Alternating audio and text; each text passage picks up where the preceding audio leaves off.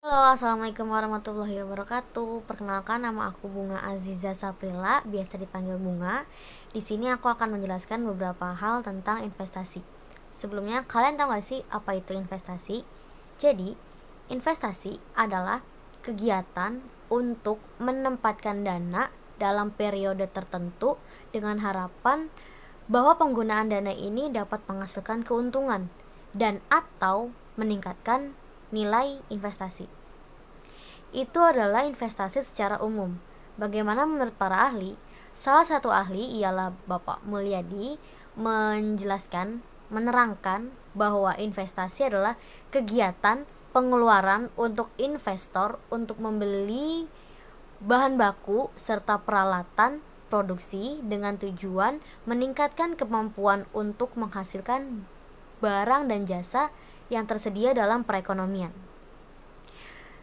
Kalian sadar nggak? Dari dua pengertian yang aku jelaskan tadi selalu berhubungan dengan tujuan. Nah, apa sih tujuan dari investasi? Tujuan dari investasi yang pertama adalah mendapatkan penghasilan yang tetap. Contohnya, jika kalian menanamkan investasi dalam perusahaan makanan, kalian akan mendapatkan presentasi keuntungan secara teratur selama kalian berinvestasi di dalam perusahaan tersebut. Tujuan yang kedua adalah memperbesar bisnis. Jadi teman-teman, selain bentuk uang dalam keuntungan investasi, tujuan dari investasi ini ialah memperbesar bisnis, memperluas channeling kalian semua, dan lain sebagainya. Yang ketiga adalah jaminan bisnis.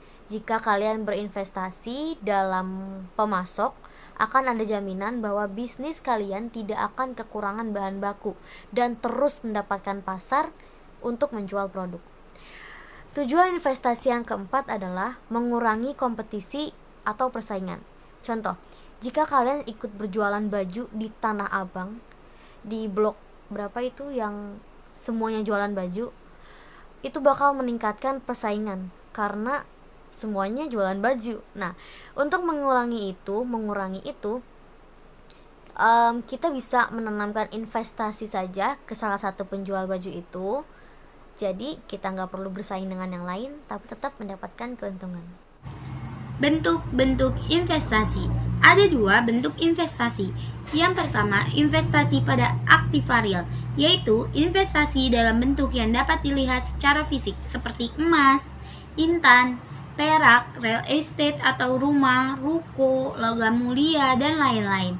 Yang kedua, investasi pada aktiva finansial, yaitu investasi dalam bentuk yang biasanya diwakilkan dalam surat-surat seperti surat berharga, deposito, dan lain-lain.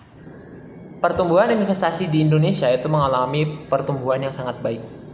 Hal ini dikarenakan berinvestasi di zaman sekarang itu lebih mudah daripada zaman dahulu kala. Investasi jangka pendek ini memiliki periode yang cukup pendek ya, dengan hasil return yang dapat dilihat setelah 3-12 bulan.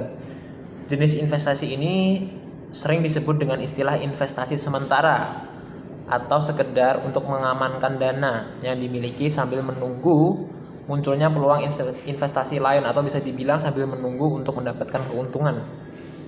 Nah, investasi jangka panjang. Investasi jangka panjang ini memiliki kategori yang cukup lama ya. Dia biasanya seorang investor itu harus menunggu sampai 10 tahun sebelum, kurang lebih 10 tahun lah, agar dia bisa mendapatkan untung dan supaya investasinya dia nggak rugi. Nah, jenis-jenis investasi bisa dibagi dalam yang populer di Indonesia itu biasanya deposito. Sebenarnya deposito ini mirip dengan tabungan, cuman dibandingkan dengan tabungan biasa, deposito ini memiliki suku bunga yang lebih tinggi.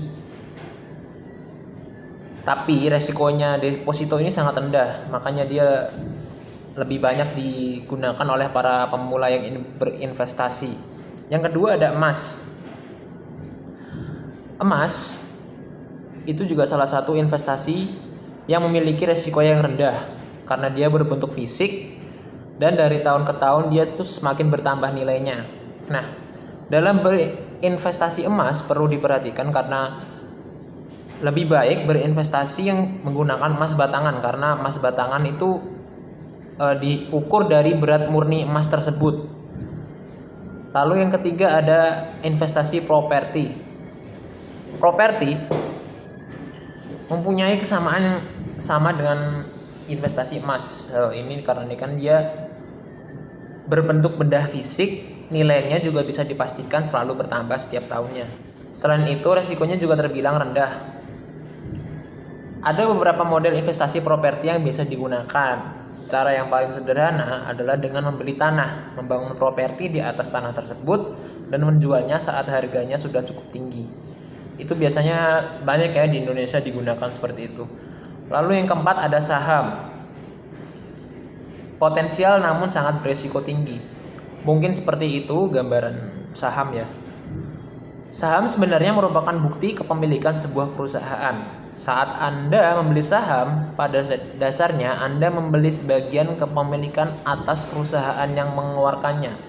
Jadi semakin banyak saham yang Anda beli, semakin besar pula persentase kepemilikan perusahaan yang Anda dapatkan.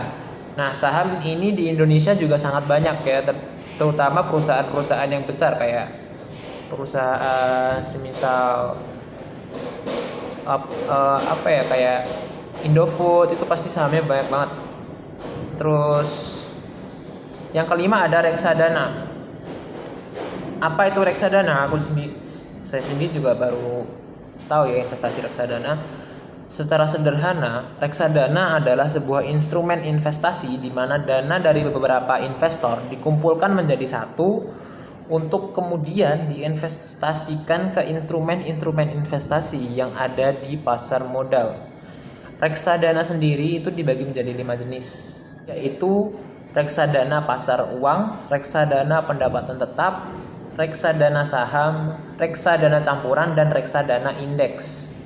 Nah, mungkin itu jenis-jenis investasi yang sekarang lagi marak di Indonesia.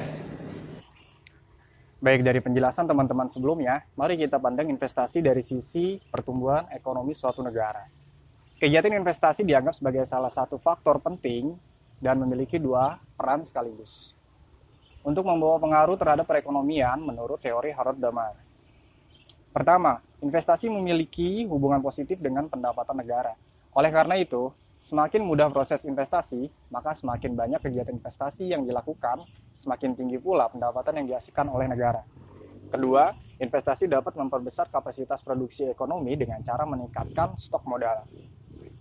Pembentukan modal ini dianggap sebagai pengeluaran yang akan menambah permintaan kebutuhan seluruh masyarakat. Dari kedua hal di atas, artinya investasi dapat mempengaruhi permintaan dan juga mempengaruhi penawaran. Dalam jangka waktu panjang, investasi tidak hanya mempengaruhi permintaan agregatif, tetapi juga mempengaruhi penawaran agregatif melalui perubahan kapasitas produksi. Menurut buku Pembangunan Ekonomi Todaro 2006, hal tersebut dilakukan sebagai upaya untuk memajukan perekonomian negara.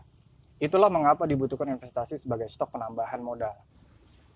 Pada intinya, demi mencapai steady state growth atau posisi keseimbangan jangka panjang, maka diperlukan situasi dan kondisi di mana para pelaku usaha memiliki harapan dan perspektif yang stabil, serta membawa pengaruh baik pertumbuhan ekonomi negara.